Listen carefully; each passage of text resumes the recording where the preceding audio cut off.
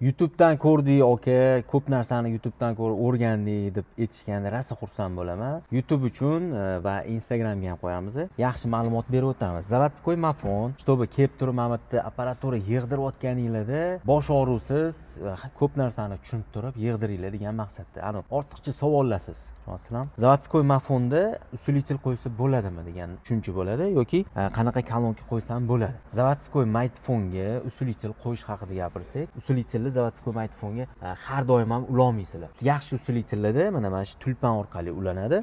Заводской mayfonda orqasida tulpan ulaydigan joylari yo'q. Liba mana shunaqa konvektor aqllisini qo'yish kerak. Bu nimaga ishlab beradi? Misol uchun, mana bunaqa arzonchisi ham bor. Bir $10, shunaqa $15 turadi. Bu arzonchisi kelayotgan watt signalni analogik signal qilib beradi. Shunda bu tulpan orqali usilichilga signal bera olasizlar. Заводской maytfonni orqasida yo'qligi hisobiga.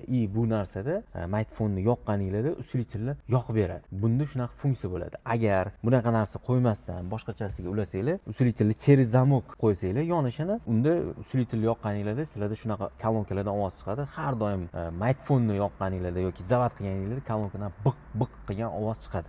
Mana bunaqa konvektor bo'lsa, mana bu arzonchi narsaga qaraganda nisbatan kачество yaxshiroq, kelgan usilichillarni ham yaxshi, aqlliroq yoqib bera oladi. Kачествоsi bo'li yaxshi bo'ladi. Lekin sifatli zo'r kачествоga erishaman desanglar, bitta usilichilni razmerida o'zi ham mana shunaqa protsessor qo'yishingiz kerak bo'ladi. Bu 8 ta kanalli. Buni 4 ta kanalligi bor.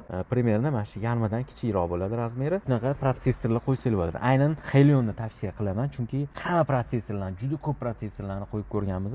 Звуковой качествоsi, eng zo'r звуковой качество Pioneer maytfonlarda. Endi bularga maytfon qo'yib bo'lmaydi.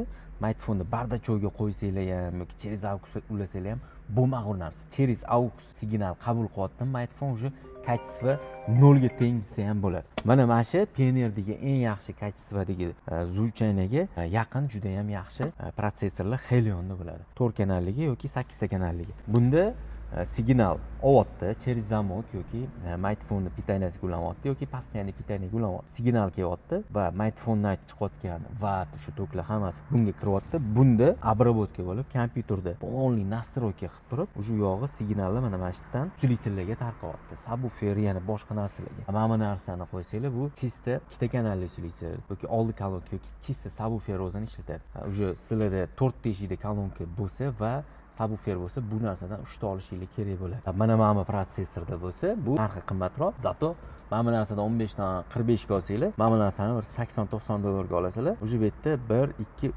3 ta kanal bor. Masalan, ham kачество yaxshi. Mana bu narsalar bo'lsa, Helionniki bu 8 ta kanalligi $800 ga bor, $500 ga bor.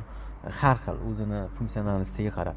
2 ta kanalligi $180-230, 4 ta kanalligi $180-230 atrofida turadi. Mana bu ham Helion juda ham yaxshi narsa. Bu Bluetooth orqali signal qabul qiladi.